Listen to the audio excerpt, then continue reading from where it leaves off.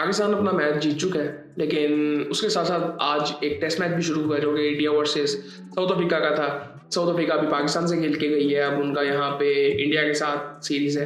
सो खैर उनका पहला दिन था टेस्ट का, और शुरू में तो आई थिंक जिस तरह उन्होंने स्टार्ट किया था लग रहा था कि अच्छा टोटल करेंगे, टॉस जीत के बैटिंग का फैसला किया उन्होंने, लेकिन बुमराह ने जिस तरह की बॉलिंग की वो 159 पे वाइंड अप हो गए। बिल्कुल आई थिंक कोलैप्स था एक, सो कोलैप्स नहीं मैं कहूँगा, एक आई थिंक मैं कहूँगा कि एक ज़बरदस्त बॉलिंग एक स्पेल था बुमराह की तरफ से।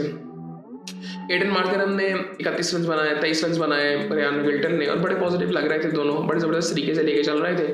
और पहली विकेट इनकी 57 पे गिरती है और 10 ओवर थे, 11वां ओवर वो चल रहा था, सो बड़े ज़बरदस्त रन रेट से एग्रेसिव अप्रोच से लेके चल रहे थे।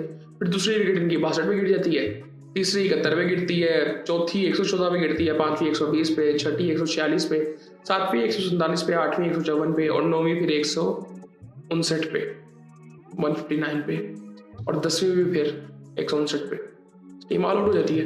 सो वो आई थिंक थोड़ा सा अलार्मिंग इनके लिए है, बट आई थिंक बुमराह ने बड़ी ज़बरदस्त बॉलिंग हुई। यॉर्कर्स जिस तरह के वो कर रहा था आई थिंक बहुत ज़बरदस्त था। 5 आउट किए हैं बुमराह ने, 14 ओवरों में 5 मेडन किए हैं, 27 रन दिए हैं। उसके बाद सिराज ने 2 आउट किए। सिराज शुरू में थोड़ा सा लग रहा था कि रिदम में नहीं है, लेकिन आई थिंक डिसेंट बॉलिंग की है। 12 ओवरों में 47 रन, 2 आउट कुलदीप ने किए, बड़ी ज़बरदस्त उसने भी आउट किए, बॉलिंग अच्छी कर रहा था वो भी।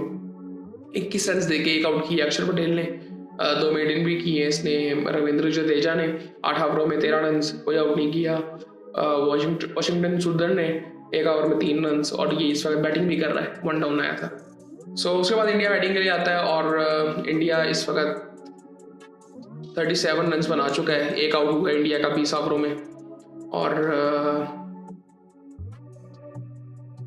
आई थिंक अब ठीक है, वो एक तरह से कह सकते हैं, लेकिन कल पता चलेगा कि इंडिया किस अप्रोच से आता है। बट आई थिंक अभी तो बड़ा डिफेंसिव लग रहा है, क्योंकि 20 ओवर हो चुके हैं और सुंदर बैटिंग कर रहा है केएल राहुल के साथ। सो कल देखते हैं इनका क्या होता है। और इनकी बॉलिंग की अगर बात करें, मार्को एंसन ने 1 आउट किया है, और यार रबाडा नहीं खेल रहा, रबाडा क्यों नहीं खेल रहा? ये एंसन है, मुल्डर है, केशव महाराज है, बॉश है, साइमन हार्मर है, बुमराह स्क्वाड में तो है ना, बुमराह कह रहा हूँ, रबाडा।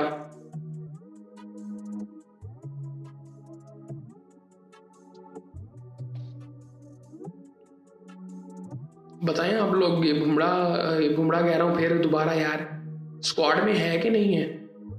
सो खैर ये सूरत हाल है जी। बाकी आई थिंक दूसरा दिन होगा इसका, तो आई थिंक इम्पोर्टेंट तो है, क्योंकि एक इनिंग खेल ले टीम तो फिर पता चलता है। और आई थिंक मुझे लगता है कि एक मैं चीज़ और देख रहा था टेस्ट मैच के दौरान, कि इंडिया ने भी ना काफ़ी हद तक इस चीज़ को मास्टर कर लिया होगा कि किस तरह की पिचेस पे, किस तरह की टीम के खिलाफ किस तरह की पिचेस उन्होंने बनानी है।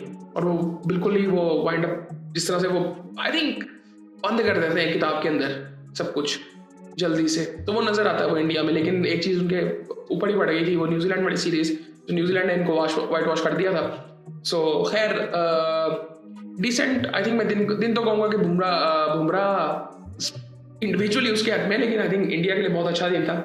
और शुरू में लेकिन जिस तरह से इन्होंने स्टार्ट किया था, साउथ अफ्रीका ने लग रहा था कि बड़ा ज़बरदस्त टोटल करेंगे, लेकिन ऐसा हुआ नहीं है। सो ये सूरत हाल थी जी। और बाकी देखते हैं दूसरे दिन क्या होता है। पाकिस्तान का एक वनडे बड़ा हुआ है, उसमें भी देखते हैं क्या होता है। फिर ट्राई नेशन सीरीज़ है, और बाकी फिर आपसे बाद में बात होती है।